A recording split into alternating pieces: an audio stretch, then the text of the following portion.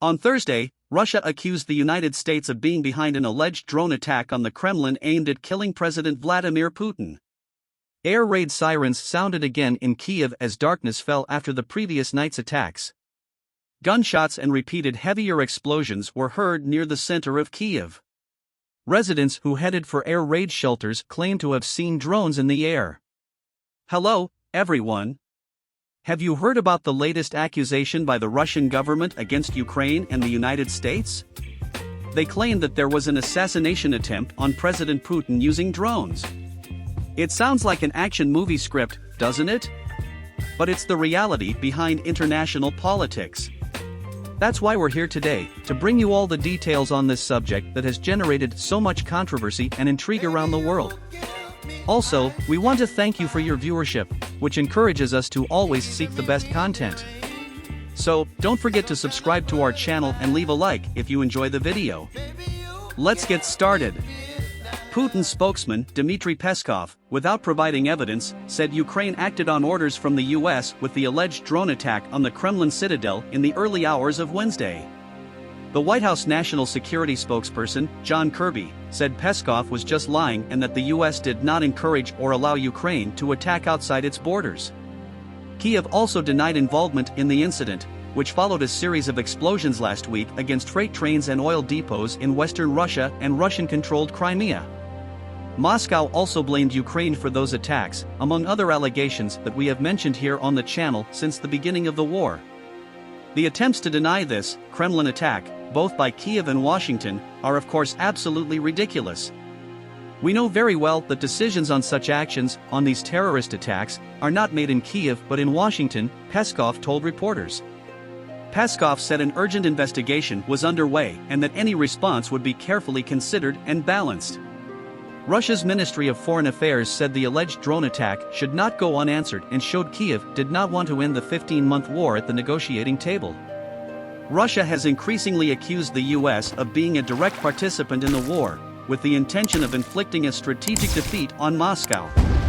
Washington denies this, saying it is arming Kiev to defend itself and retake illegally confiscated land.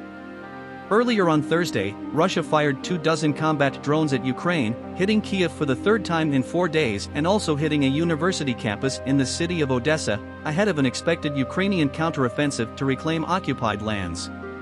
There were no reports of casualties. The Kiev city administration said Russia likely fired ballistic missiles as well as drones, but all were shot down.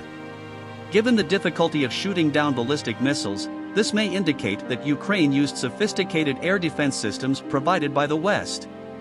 In total, defenses shot down 18 of the 24 kamikaze drones in the pre-dawn attack, officials said. Of 15 drones fired at Odessa, 12 were shot down, but 3 hit the university campus, the Southern Military Command said. In a speech in The Hague, Zelenskiy said, "The aggressor must feel the full power of justice. This is our historic responsibility."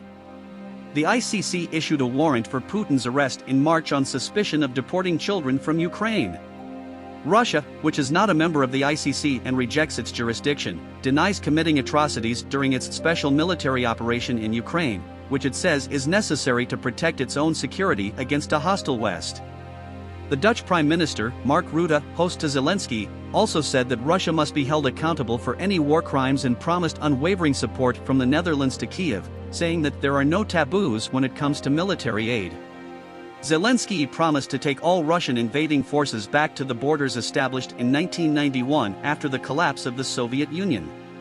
He said on Thursday that the entire Ukrainian society is preparing for the counteroffensive, which he said will be successful against what he called a demotivated Russia.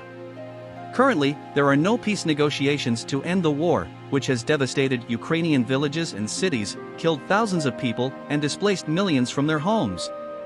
The accusations of attack have been intensifying and gaining threatening tones, and the fact gained momentum after the leak of secret Pentagon documents. Even with the US government reporting that several documents were not real, the feeling is that the Kremlin has been creating situations that justify a larger attack or against other enemies, clearly the US. Concerns also rise and everyone needs to be vigilant since the Russian government threatens to retaliate against the alleged attacks.